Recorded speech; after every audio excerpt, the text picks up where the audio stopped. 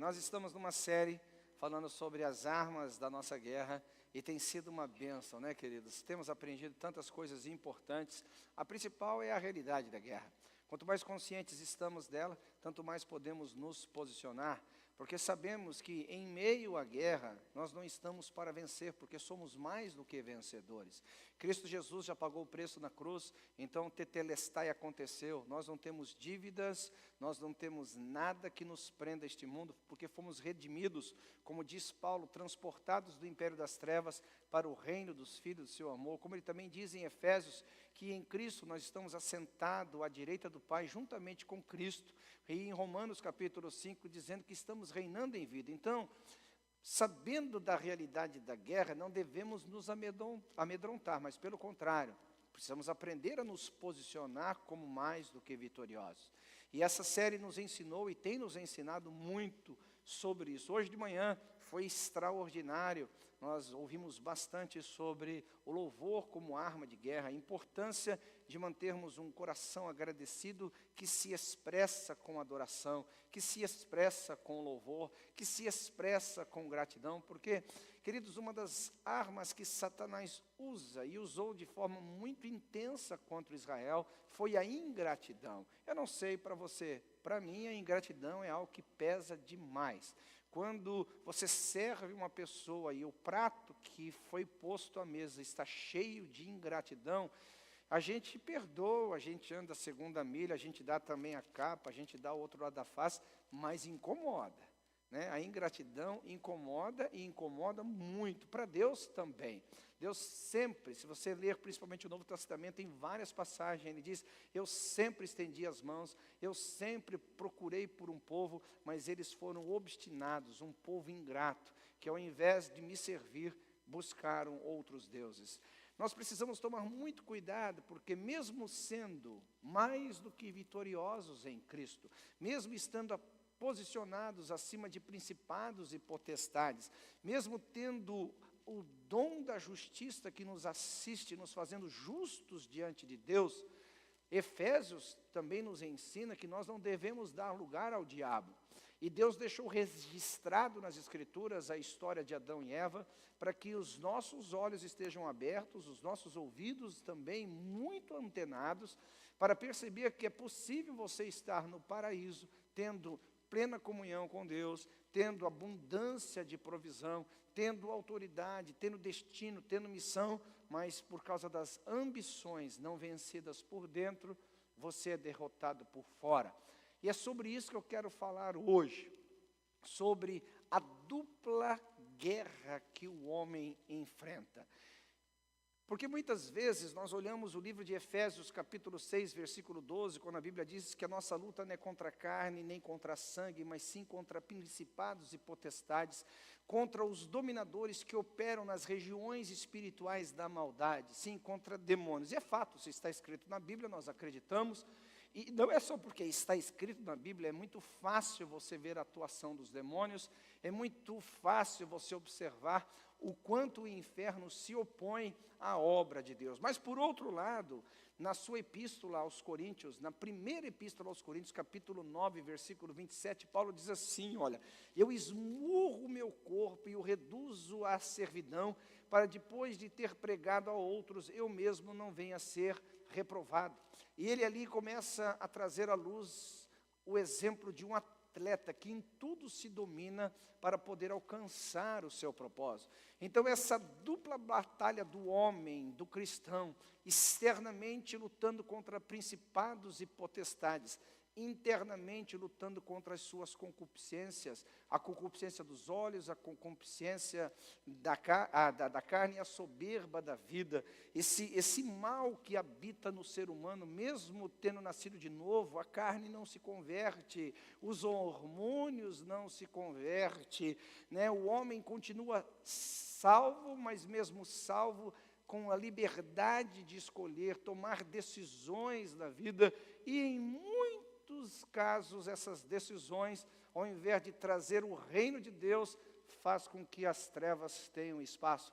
Então essa luta dupla, uma hora estamos lutando contra demônios, mas ora também estamos lutando contra nós mesmos. Ora estamos lutando contra principados e potestades, outra ocasião estamos lutando contra as concupiscências dos olhos, contra a soberba da vida. Ora estamos guerreando com um mundo invisível, ora esse mundo é bem visível quando você observa que ele habita na sua carne, habita na sua personalidade, habita num caráter mal desenvolvido, habita numa vida fundamentada no seu egoísmo, no seu bel prazer.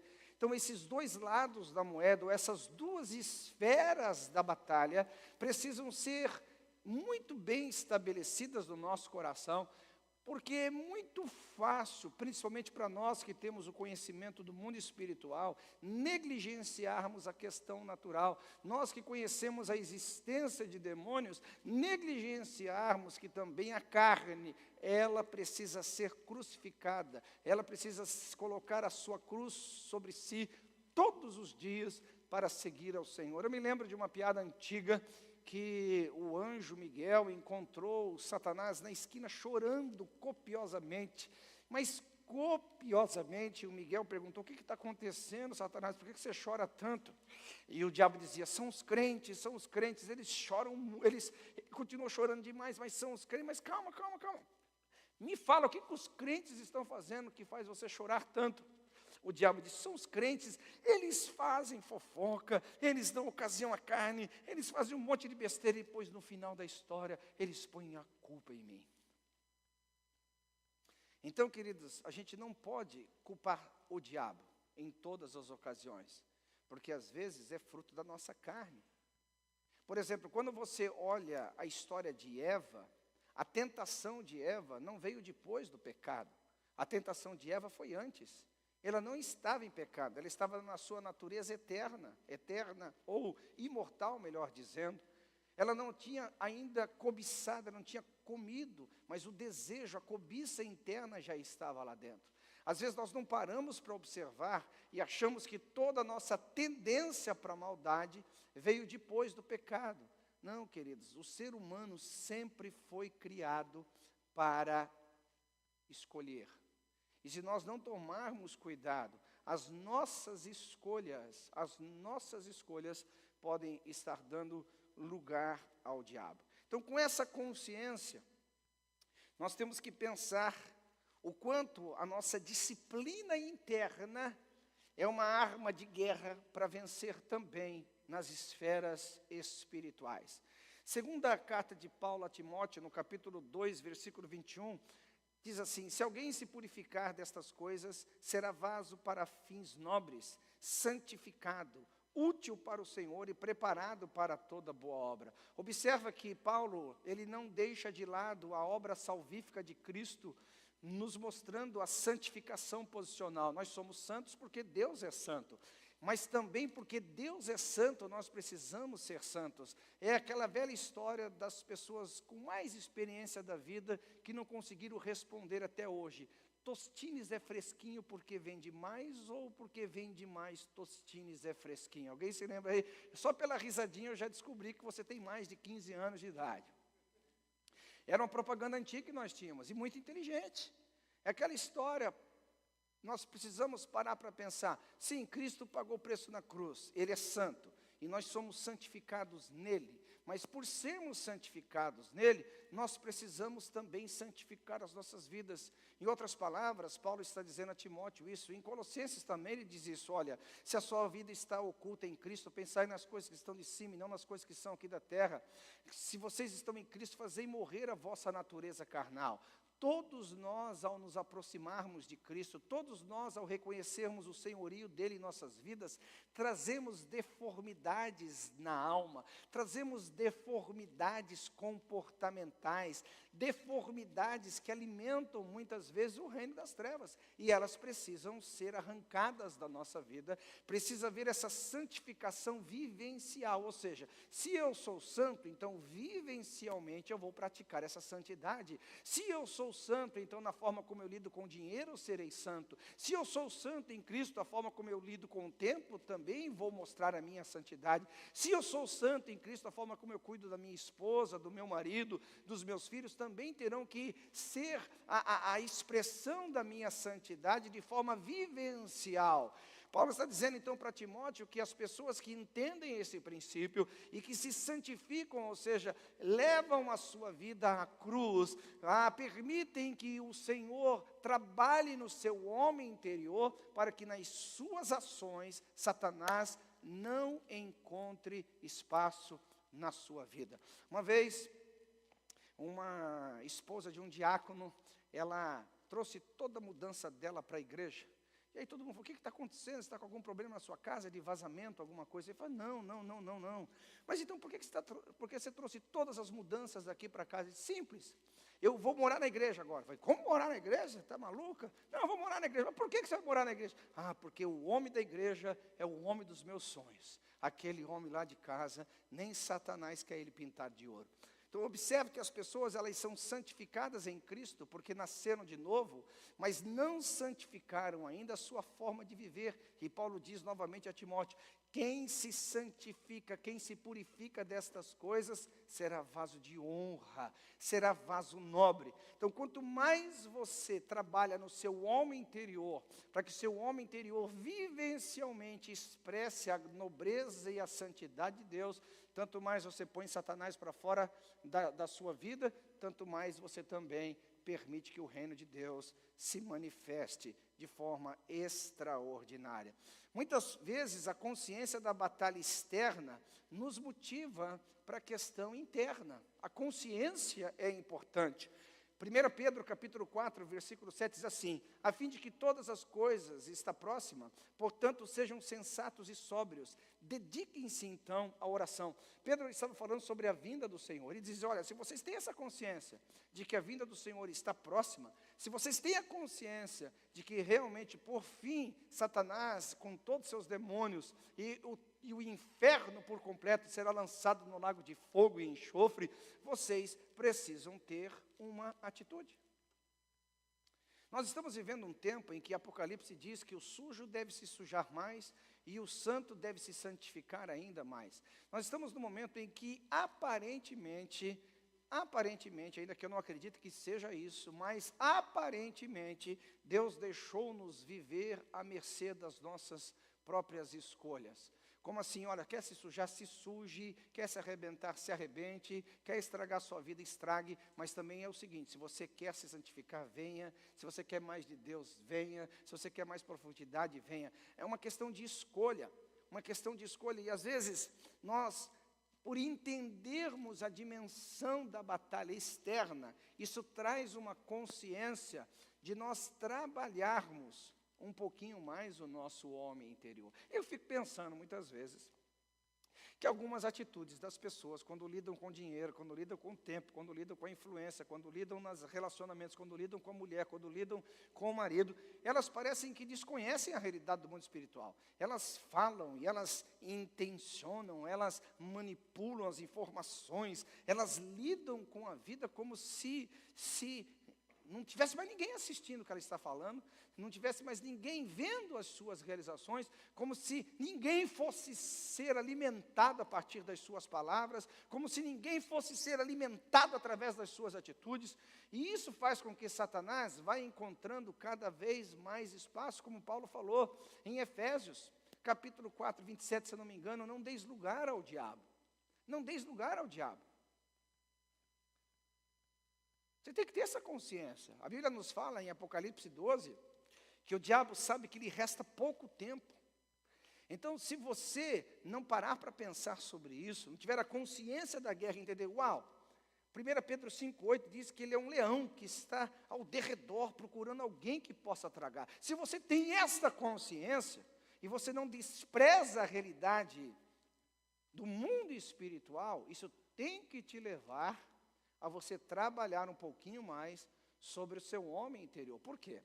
Porque Deus, meus amados, mesmo quando a palavra ainda não veio em nossas bocas, mesmo ainda quando nós não expressamos nenhum som, Ele conhece todas as intenções das nossas vidas. Ele sabe todas as coisas que nós estamos pensando, as intenções com que estamos falando. Ele conhece muito bem. E a questão é, como eu preguei semana passada, o diabo também, em algumas ações, sabe. Ah, pastor, agora você me deixou confuso, porque o diabo, ele sabe o que eu penso? Não, mas ele sabe a seta que ele lançou sobre você. E aí ele vai ver o seu comportamento. Deixa eu te dar um exemplo. Vamos supor que o diabo lançou uma seta para você começar a desprezar um irmão da igreja, desprezar o pastor, desprezar um obreiro, desprezar o marido, desprezar a esposa. Foi ele que lançou a seta. Ele sabe o tipo de pensamento, ele sabe o tipo de sentimento que ele lançou no seu coração. Aí, com o seu comportamento, ele observa ou não se aquele dado se inflamou ou não na sua mente. Por isso que ele fala sobre os dados inflamados do maligno. Os nossos comportamentos mostram para o próprio inferno se nós estamos dando lugar ou não dando lugar a ele. Nós somos uma máquina de pensar. E quem diz que tudo que você pensa é proveniente do céu? Nós somos pessoas que estamos agindo. E quem diz que todas as nossas ações não são frutos de operações demoníacas também? Eu mostrei aqui o caso de Ananias e Safira. A Bíblia fala que eles estavam na igreja, no culto de crente, com um pastor de crentes, no mover extraordinário, onde a generosidade era abundante na igreja de Jerusalém, mas Satanás encheu o coração deles. Você acha que o diabo não soube que aquela oferta que Ananias e Safira trouxe era uma oferta mentirosa? Lógico que ele sabia, porque a Bíblia diz claramente que quem encheu o coração de Ananias e Safira foi o demônio, foi o diabo. Então a gente pensa que as nossas ações, elas não geram consequências, elas não reverberam no mundo espiritual. Lógico que reverberam. Você tem que parar para pensar, você tem que trabalhar o seu homem interior. Porque a sua guerra não é só contra demônios, contra principados e potestades. A sua guerra também é contra você. Você tem que se levar à cruz. Você tem que dizer à sua carne, aqui quem manda é o Evangelho. Aqui quem manda é o Senhor Jesus Cristo. Aqui a palavra de Deus, como diz Hebreus capítulo 4, versículo 12, que ela faz divisão da alma e do espírito juntas e medulas, e traz à luz os pensamentos do homem. Nós precisamos entender que há uma guerra dupla. Ora estamos guerreando com os demônios, mas ora estamos guerreando com a nossa cobiça. Nós estamos guerreando com os demônios, mas também estamos guerreando com a soberba da vida. Nós estamos guerreando com os demônios, mas estamos guerreando também com a consciência da carne. Eu não sei qual é a sua batalha pessoal, mas você não pode negar. Você não pode achar que só porque Cristo morreu por você e você é salvo, que automaticamente a carne que você habita nela e que habita em você, não pode ser um instrumento que abre espaço para Satanás operar. As armas da sua guerra precisam ser usadas. E a Bíblia fala, o que apaga os dardos inflamados do maligno? É a fé. A fé que Adão não teve. A fé que Eva não teve. Ai, mas eles precisavam de fé? Eles tinham tudo, pastor. Eles tinham comunhão com Deus, eles tinham alimento, eles tinham provisão, eles tinham um monte de coisas. Eles não precisavam de fé, porque eles tinham tudo. Por que as pessoas sempre acham que a fé é para receber? Por que as pessoas sempre acham que a fé é para você ter coisas? Querido, um dos aspectos da fé é a sua capacidade de absorver, de entender a vontade de Deus e se submeter a ela. A linguagem da fé é a obediência. Eu definiria a fé, uma ação de obediência à palavra de Deus. Repita comigo, fé é uma ação em obediência à palavra de Deus. Às vezes a fé não vai levar você a conquistar, ela vai levar você a dar. Às vezes a fé não vai te levar a você viver, ela vai te levar você a morrer. Às vezes a fé não vai te levar você a avançar, ela vai te levar você a retroceder. Por quê? Porque você entendeu a vontade de Deus e você se submete sabendo que Deus sempre tem o caminho melhor. Deus sempre tem o plano perfeito, então você não reluta. E é pela fé que você apaga os dardos inflamados do maligno. Quem está comigo, diga amém. Então, o que a gente observa com isso? Que quanto mais você tem conhecimento da batalha espiritual, tanto mais você vai aprender ou buscar aprender a se render a Deus. Timóteo capítulo 4, versículo 7 diz, sujeitem-se, pois, a Deus, resistam ao diabo, ele fugirá de vocês. Então, na batalha espiritual, que nossa luta não é contra a carne nem contra a sangue, mas sim contra principados e potestades, contra os dominadores espirituais que atuam no mundo da maldade, também passa por nossa submissão a Deus. Nós não podemos entrar numa guerra espiritual Spielbergiana, pim, pim, pom, pom, pom, sai daqui, Satanás, vai para lá, demônio, sai. Não, antes você tem que ter as suas munições, e as munições é a sua submissão a Deus. A Bíblia diz, sujeitai-vos, pois, a Deus, e resistir ao diabo. Não é resista ao diabo para que você se sujeite a Deus. Ao contrário, primeiramente se sujeita a Deus. Primeiramente ande em fé, uma ação e obediência a Deus. Mostre para o diabo que você não quer nada com ele. Nada que vem dele te interessa. A riqueza dele não te interessa. A influência dele não te interessa. O prazer que ele te oferece não te interessa. Nada. Diga como Jesus disse, aí vem o príncipe deste mundo, mas ele não tem nada em mim. Porque você tem suficiência em Cristo. Você tem satisfação em Cristo. Tudo que você tem em Cristo é suficiente para a vida. Tudo que você tem em Cristo é suficiente para a piedade. Tudo que você tem em Cristo é suficiente para andar uma vida de vitória e brilhar como luzeiro no meio de uma geração corrompida e exalar o bom perfume de Cristo numa sociedade que está morta. Sim, em Cristo você tem plena suficiência para se sentir plenamente abastecido e não cair nas ilusões e no engano de Satanás, sujeitando-se ao propósito de Deus e dizendo ao diabo, nada que vem de você me interessa. Esse é o posicionamento. Esse é o posicionamento. Há uma historinha antiga que eu aprendi na escola dominical, que tinha aquele crente, que era crente de domingo, mas de segunda a sábado, ele era assim, agente duplo. E chegou num dia em que ele precisou ter uma decisão na vida, que ele tinha que passar uma ponte, e a ponte era um precipício de mais de 2.000 metros de profundidade. E ele leu lá na ponte que se ele não tivesse com Deus, a proteção não iria preservar a ponte, ela ia cair. Mas se ele provocasse também o diabo podia ir cortar as cordas da ponte e derrubar ela. Aí ele passou a ponte dizendo assim, Deus é bom, mas o diabo não é tão ruim. Deus é bom, mas o diabo não é tão ruim. Deus é bom. Então, queridos, deixa eu te falar, uma vida dupla não traz benefício duplo. Uma vida dupla traz destruição. Uma vida dupla traz ruína. Porque é possível que alguns cristãos chegarão ao céu, e bem possível, na realidade é uma certeza, talvez a frase deveria ser refeita. Uma das certezas absolutas é que muitos cristãos chegarão diante de Deus, e Deus vai dizer assim, apartai-vos de mim, malditos, porque eu não vos conheço, porque vocês praticam a iniquidade. E isso não está dizendo para não crente, está dizendo para crente, que não entendeu que eles não deveriam dar lugar ao diabo. Quem está comigo, diga amém. Então nós precisamos muito, muito, muito, muito de ter essa consciência. Acredito que essa introdução tenha despertado você para querer ouvir um pouquinho mais do Evangelho. Você está disposto a ouvir ou não?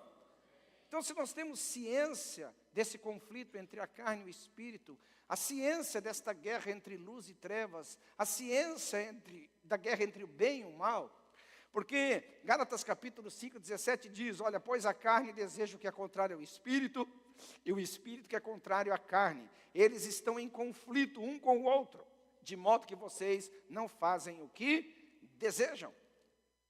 Novamente, Pedro, sua primeira epístola, no capítulo 5, versículo 8, diz assim, por isso, por causa que há uma guerra, por isso, existe um adversário, por isso, o que ele diz? Sede sóbrios, e sede o quê? Vigilantes.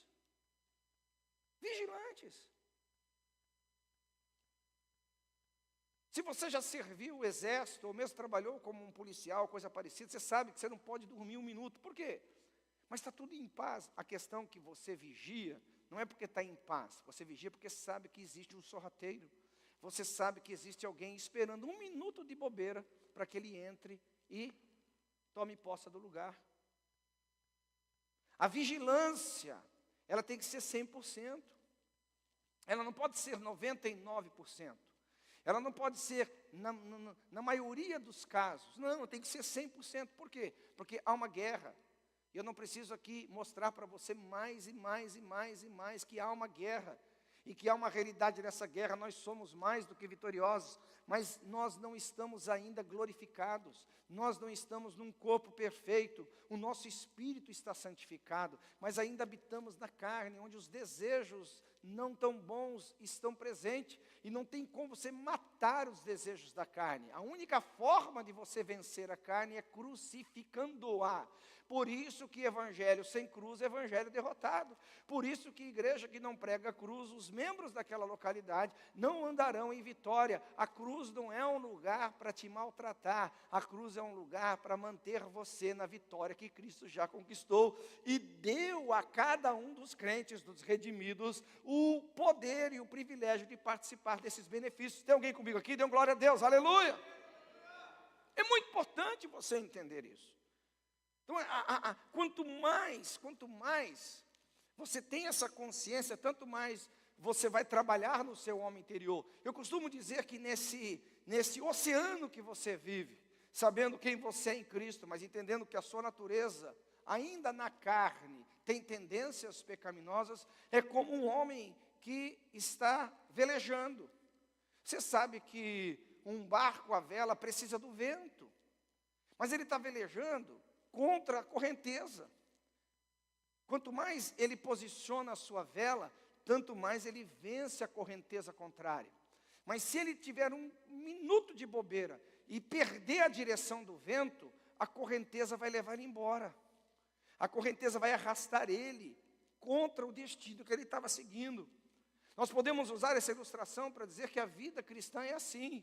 Deus está soprando o seu vento, o vento do Espírito. O vento do Espírito sempre apontará em direção à luz. O vento do Espírito sempre apontará em direção à verdade. O vento do Espírito sempre apontará na direção de andar em amor. O vento do Espírito sempre andará na direção de praticar o perdão. O vento do Espírito sempre apontará na direção de congregar numa igreja local. O vento do Espírito sempre vai apontar em direção a você seguir a verdade de Cristo. Mas há um mundo, há uma corrente que nos assolopa, há uma corrente que vem contra nós todos os dias, todos os dias, todos os dias. O que você tem que fazer? Perceba a direção do Espírito, alinhe as suas velas, deixa o Espírito soprar, deixa o Espírito encorajar você a permanecer firme, a permanecer constante, abundante na obra do Senhor Jesus Cristo, aleluia. Eu me lembro de uma canção, quando eu era criança eu cantava ainda e dizia assim: caminhando eu vou para Canaã, e o vento soprando lá, caminhando eu vou para Canaã, caminhando eu vou para Canaã. Glória a Deus, caminhando eu vou para Canaã. Aí a gente é criança, olhava um para o outro e dizia assim, ó: se você não vai, não impeças a mim. Se você não vai, não impeças a mim. Se você não vai, não impeças a mim. Glória a Deus, caminhando eu vou para Canaã. Hoje em dia, queridos, a gente cede da primeira amizade que não quer vir na igreja. Eu também não vou. Eu vou pecar, eu também vou pecar. Ei. Deixa o vento do Espírito soprar nas suas velas e te conduzir à perfeita, soberana vocação do seu chamado, que é ser cada dia mais parecido com Cristo. Aleluia! É a guerra. Se você cede 1 milímetro, ele ocupa 1 quilômetro.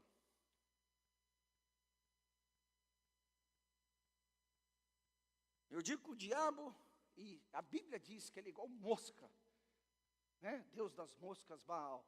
Sabe aquela mosquinha que entra dentro de casa, que você não sabe como, e você está uns 3 dias a matar ela, e não consegue matar? Ela some.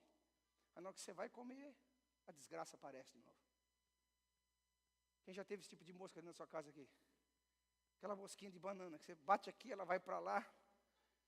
Mas é um inferno, tão pequenininha, mas é um demônio pequenininho que atormenta a gente. Às vezes, assim, mosca para mim é um grande símbolo do inferno. Parece que o Satanás, ele senta nas asas da mosca e vem te perturbar na hora mais gostosa que você está comendo, ou um pernilongo que você está dormindo. O demônio do inferno. Então, mantenha as portas fechadas, para que as moscas não entrem, os mosquitos não entrem. Põe o seu leme na direção certa, mas não é só o leme. vento tem que bater nas velas. O vento tem que bater nas velas, você tem que cuidar. Uma vez eu estava em Maceió, Nordeste brasileiro, e eu fui andar de jangadas. E interessante que nós estávamos andando na jangada, nunca tinha andado, primeira vez. Interessante que o cara ajustava a vela da jangada o tempo inteiro.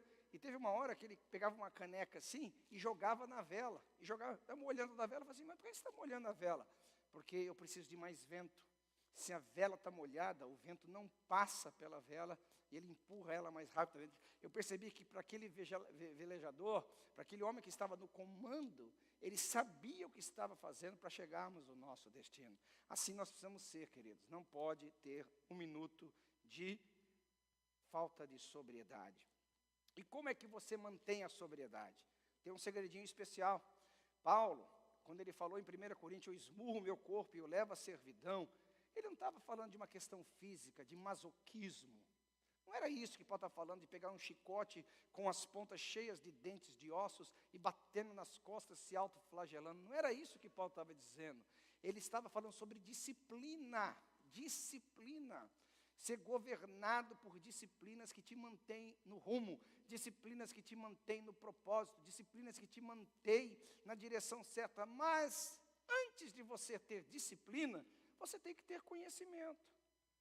Quem aqui já foi na academia e tentou fazer um monte de exercício, e saiu de lá dolorido, e saiu de lá cansado, e saiu de lá esgotado, e depois de alguns meses de academia, o seu músculo não cresceu, você se sentiu frustrado, decepcionado. Eu vou desistir disso, que a academia não presta. Não, não é a academia que não presta, meu querido, é que você não tem o conhecimento de fazer o exercício certo, na sequência certa, nas séries certas. Aí você pega um profissional, um personal trainer, ele vai te ensinar a fazer o exercício, você em 3 meses vai ter um ganho, um resultado fabuloso, porque alguém que tinha o conhecimento está te guiando na jornada da vida.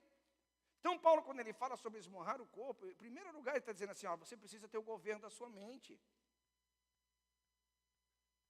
Você precisa ter o governo da sua mente, porque o que é bom para você não é bom para Deus em muitos casos. E a sua mente tem que ser governada pelos valores do reino. Eva, quando olhou o fruto, ela disse assim, e viu Eva que o fruto era bom e desejável. O diabo, aliás, ele nunca vai te tentar com o que é ruim. Se o diabo chegar com um tridente afiado, te espetando, meu querido, você não vai querer andar com ele. Se o diabo chegar com aquele chifre, aquele mau cheiro de enxofre, você não vai querer beijar a boca dele. Ele sempre vai se aproximar de forma agradável. Sempre a carne vai encontrar o prazer daquilo que lhe satisfaz, não que oponha a ela. A minha questão é, o quanto a nossa mente, a minha mente, a sua mente, está convencida do certo e do errado na perspectiva de Deus, não na sua. Porque na nossa perspectiva a gente vai assim, mas isso não é tão errado. Mas isso aqui é religiosidade. Mas isso aqui não tem nada demais. Vamos lá, quem já falou isso algum dia na vida? Isso aqui não tem nada demais. Isso daqui é... Quem já disse isso? Diga amém.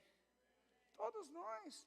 A nossa tendência é a gente se auto-enganar. Principalmente a gente que tem o hábito da procrastinação. Por que a gente procrastina tão facilmente? É simples, porque a recompensa da procrastinação é imediata. Vamos supor que você tem que entregar um trabalho da escola, tipo esse que você tem que entregar do centro de treinamento ministerial, e você deixa ele para amanhã, e você deixa ele para amanhã, e você deixa ele para amanhã. Só de você falar, vou deixar para amanhã, você já tem a recompensa. Uau, não vou ter que fazer nada hoje. Só que se amanhã é igual aquele dizer do pipoqueiro da escola, fiado só amanhã. Ele nunca chega, ele sempre empurra para o outro dia, ele sempre empurra para a próxima semana, ele sempre empurra para o próximo mês, e quando você menos perceber, a vida foi, o tempo foi, e você não fez o que deveria ser feito. Então, a primeira questão da disciplina não é você simplesmente ser austero consigo mesmo, é você ter conhecimento sobre o que você vai fazer. Estava no seminário ensinando esses dias e uma pessoa me perguntou, dizendo, pastor, Deus cria o mal? Não é criar o mal por criar o mal. Deus é que determina o que é mal. Tudo que não se alinha ao padrão de Deus, tudo que não se alinha ao caráter de Deus é mal. E se Ele disse que é mal, não. simplesmente por Ele ter criado. Quando a Bíblia fala, e viu Deus que era mal, é mal. O fato é que nós estamos como Adão e Eva, querendo achar o certo e o errado, o mal e o bem, numa perspectiva pessoal. Não, a Bíblia diz em Romanos capítulo 12, versículo 2, que nós temos que renovar a nossa mente, para que possamos experimentar qual seja a boa, perfeita e agradável vontade de Deus. É trabalhar o homem interior, entender quem você é em Cristo, caminhar nessa vitória que lhe foi concedida gratuitamente. Mas a falta de renovação da mente, você vai fazer duas coisas. Primeiro, você não vai experimentar qual seja a boa, perfeita e agradável vontade de Deus, e vai cair em Efésios 4, 27, vai dar lugar ao diabo, porque o bem e o mal não depende da sua perspectiva, o certo e o errado não depende do que você acha, o bem e o mal, o certo e o errado, tem um aferidor, é Deus e a sua palavra. É Deus e a sua palavra. Ninguém vai chegar vamos chamar nesse nível de maturidade da noite para o dia. Ninguém vai conseguir ter todas essas competências de andar em vitória, nesse nível que eu estou pregando, da noite para o dia. Por isso que o crente é como a luz da aurora, como diz Provérbios. Ele vai brilhando, ele vai brilhando, ele vai brilhando até ser dia perfeito. É como Paulo nos ensina em Coríntios. Degrau de glória, degrau de glória, degrau de glória. O fato é que nós não podemos continuar ignorantes a vida inteira. O fato é que nós não podemos continuar sendo vítimas do diabo pela ignorância. Porque o diabo não perdoa a ignorância. O diabo faz uso da ignorância para estabelecer o reino das trevas. Ele faz uso da ignorância para alimentar as suas engendrações. Alguns de nós, mas eu sou ignorante, eu sou nécio, eu não tenho muito conhecimento. O diabo dá risada porque ele vê neste ambiente uma terra fértil para ele plantar o seu joio, uma terra fértil para ele plantar as suas mentiras, como ele viu em Eva o seu desejo e a sua cobiça, uma terra fértil para enganá-la no seu próprio desejo. E geralmente é assim, o diabo vai encontrar em nós ou a concupiscência dos olhos, ou a concupiscência da carne, ou a soberba da vida, algo que nós alimentamos a nossa própria carne para encontrar espaço.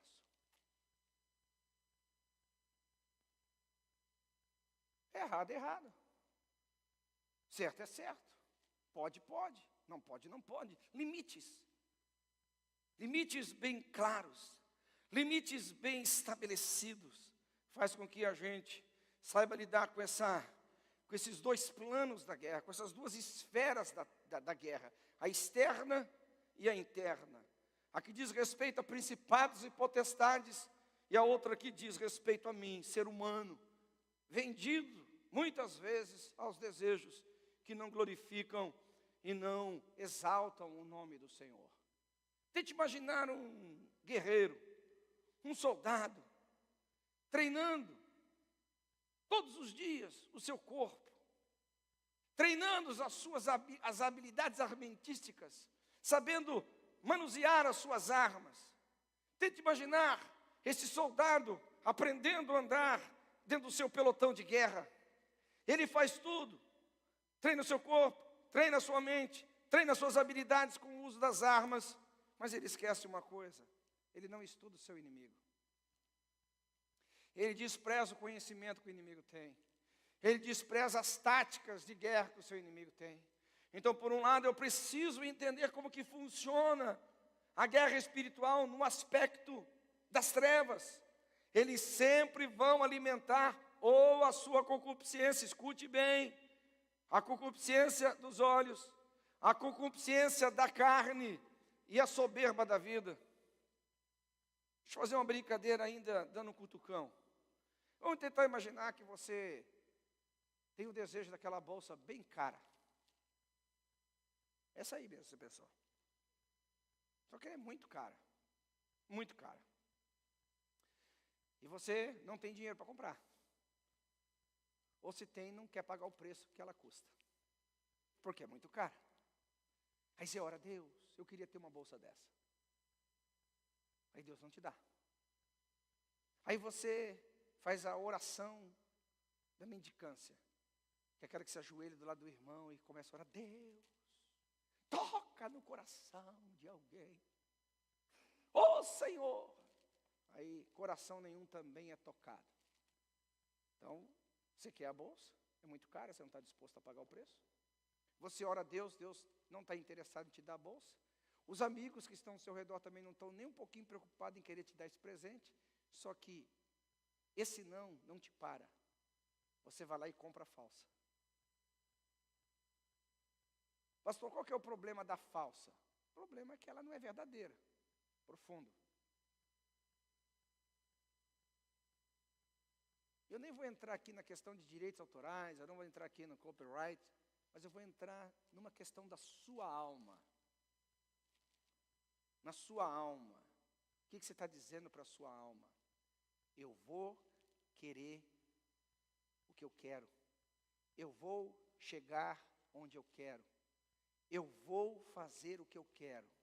Custe o que custar. Você não tem limites. E isso é uma porta aberta para Satanás. Você vai criando as mentiras. Porque o que é isso? A soberba da vida. Né? Você precisa disso para se sentir bem. Então, para se sentir bem, você vai pagar qualquer preço. E às vezes o preço é muito caro, querido. Então, são coisas que você precisa parar para pensar sobre isso. E eu poderia usar o exemplo da bolsa para muitas outras questões, como software, como outras coisas. Você tem que parar para pensar o quanto não há limites para você. Você tem que parar para pensar o quanto não há barreiras mais para você.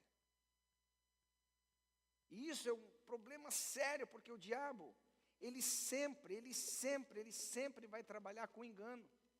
Sempre. João 8,44 diz: vocês pertencem ao pai de vocês, o diabo, e querem realizar o desejo dele. Ele foi homicida desde o princípio. Não se apegou à verdade, pois não há verdade nele. Quando mente, fala da sua própria língua, pois é mentiroso e pai da mentira. Então observe que o diabo, ele vai ver a sua concupiscência, numa palavra mais moderna, o seu desejo. E ele vai fazer com que esse desejo, a qualquer preço, seja satisfeito. Quebrando princípios, falando mentiras, iludindo tudo e todos que estão ao seu redor. Você satisfaz a carne, é fato. Mas o quanto isso está te vinculando com as trevas. O quanto isso está te vinculando com o mal. O quanto isso está te vinculando com a mentira. Você precisa ter um momento da sua vida que você para refletir. Uau, é fato que o meu homem interior faz parte dessa batalha externa. As concupiscências que estão dentro de mim precisam ser crucificadas. E o que o diabo faz? Ele torna a sugestão muito barata. Muito mais barato você comprar uma bolsa falsa, não é verdade? Muito mais barato você comprar uma que vale 25 mil, 10 mil, 15 mil por $300. É muito mais barato. Ele faz isso. Ele faz com que a satisfação do seu desejo seja fácil de ser realizada. Ele faz com que a satisfação do seu desejo esteja um passo, uma tomada de decisão. Só que a tática do seu inimigo não é só oferecer o engano, não é só facilitar com que você se satisfaça com as coisas carnais, mentirosas da vida. Depois, é dificultar o perdão. Porque aquilo que ele te vende muito barato, ele vai cobrar muito caro como juros. Porque a tática do diabo não é só enganar, mas ele é acusar. Apocalipse 12:10 diz: pois foi lançado para fora o acusador dos nossos irmãos, que os acusa diante de Deus, dia e noite. Dia e noite. Dia e noite. Dia e noite.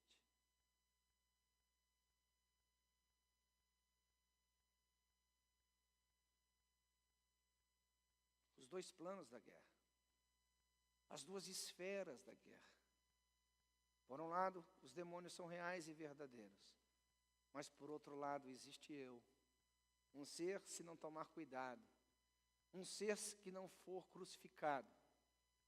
Vendido às suas concupiscências. Talvez você diga, pastor, o que você está pregando é demais para mim. Não, não é demais para você. Não é demais. 1 Coríntios capítulo 15, versículo 10, Paulo fala que ele fez o que fez pela graça de Deus. Quem nasceu de novo aqui, diga amém. Há uma graça sobre a sua vida. O autor aos Hebreus diz que ninguém é tentado além da sua força. Nenhum de vós foi tentado, senão com tentações humanas. Ninguém é tentado num âmbito insuportável. Deus não permitiria isso ao ser humano por uma única razão. Isso daria direito ao ser humano de se auto-justificar. E não há justiça própria no homem. Nossa justiça depende de Cristo. 2 Coríntios 5, 21, aquele que não conheceu o pecado, ele se fez pecado por nós, para que nele fôssemos feitos o quê? Justiça de Deus. Então é muito importante nós pararmos para pensar sobre isso. Não há nenhuma tentação que não seja humana. Você é capaz de suportar. Você é capaz de dizer não. Você é capaz de colocar o diabo debaixo dos seus pés, porque afinal de contas, o diabo na ótica de Deus é um diabo derrotado. Ou vou dizer novamente, você pode colocar o diabo debaixo dos seus pés, porque o diabo na ótica de Deus é um diabo derrotado. Você pode reinar em vida em Cristo Jesus acima de principados e potestades, porque aquele que esteve morto ressuscitou, e aquele que ressuscitou foi exaltado, e lhe foi dado o nome acima de todo nome, e deu-lhe a ele o direito de se assentar à direita do Pai, e ele fez você se assentar com ele em Cristo Jesus, aleluia. Você pode em Cristo reinar em vida, você pode em Cristo subjugar as obras do diabo, você pode em Cristo dizer não às suas propostas, você pode em Cristo dizer eu não tenho nada com você e você não tem nada em mim. Nós precisamos aprender a usar as armas da nossa guerra, nós precisamos aprender a nossa identidade de filho de Deus, nós precisamos entender que nós já somos mais do que vitoriosos, e através de uma vida crucificada, uma vida cheia do Espírito Santo, a gente diga, nunca mais, nunca mais. Isso é extremamente importante. Extremamente importante. Então nós precisamos, sabe, estar sempre em Deus, com os irmãos, abrindo o coração, sabe, expondo quais são os momentos e quais são as situações das nossas vidas que nos fazem ficar fracos ao ponto de cair.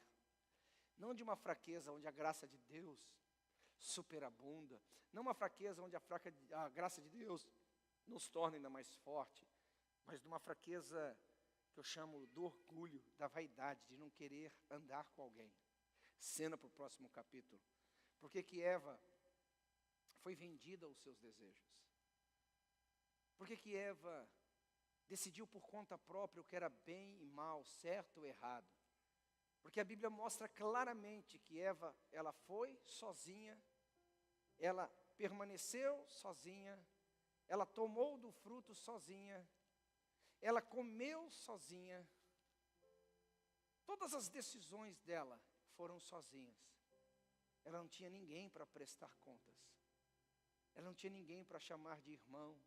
Ela não tinha ninguém para que aferisse com ela os seus desejos. Alguém que pudesse dizer para ela, ei, o seu desejo é maligno. Ei, você precisa mudar a sua forma de pensar, isso não reflete a palavra de Deus. E na sua independência, ela prejudicou a si. E começou a prejudicar os outros. E esse sistema está aí, olha. O sistema da serpente está aqui na esquina. O serpente está aqui no teu trabalho. A serpente está aí te oferecendo o fruto. Todo momento. E você vai continuar andando sozinho. Você vai continuar a dar vazão a esses sentimentos carnais. Muitas vezes motivados pelo inferno. Muitas vezes alimentado por uma carne doente. Não, irmãos. As armas da nossa guerra são poderosas em Deus. Poderosas para destruir esses sofismas e essas fortalezas. As armas da nossa guerra são poderosas em Deus para tomar cativo todo pensamento em obediência a Cristo Jesus. Mas essa graça nem sempre está só lá no nosso quarto de oração, onde a gente fecha a porta atrás de nós. Sabe onde está essa graça muitas vezes? Num grupo familiar, num bom amigo, numa boa amiga, numa boa igreja, em bons relacionamentos. Que Deus nos ajude. A guerra real, ela existe, ela é fato, mas também é fato que nós somos mais do que vitoriosos. O mesmo fato também nos assiste que nós podemos reinar em vida. O mesmo fato também nos assiste que nós podemos triunfar sobre as trevas. Como Cristo os despojou, em Cristo também nós podemos despojar. Então não sei em qual área você tem sido tentado, eu não sei em qual área você tem sido alvo do inferno, mas em qualquer uma delas, você pode andar em vitória. Em qualquer uma delas, você pode reinar em vida. Porque você em Cristo Jesus, lembra como eu comecei essa pregação? Eu quero terminá-la. Em Cristo Jesus, você é mais do que vitorioso. Em Cristo Jesus, você pode dizer, maior é aquele que está em mim do que aquele que está no mundo. Em Cristo Jesus, você pode dizer, maior são aqueles que estão conosco do que os que estão contra nós. Você pode dizer, se Deus é quem te justifica, ninguém irá te condenar. Mas você tem que se posicionar. Eu tenho que me posicionar. Nós precisamos nos levantar em Cristo Jesus. Eu gostaria que você profeticamente se levantasse da sua cadeira e olhasse para um irmão que está ao seu lado, à sua direita, à sua esquerda, e dissesse para ele, a guerra é real. Ela não é uma história da carochinha, ela é real, a guerra é real. Mas olha para ele e diga assim, se você souber se posicionar, se você souber usar as armas da sua guerra, aleluia, você pode triunfar em vida, você pode andar em vitória em Cristo Jesus, você pode fazer com que as trevas fujam da sua vida. Quem está comigo aqui, diga amém.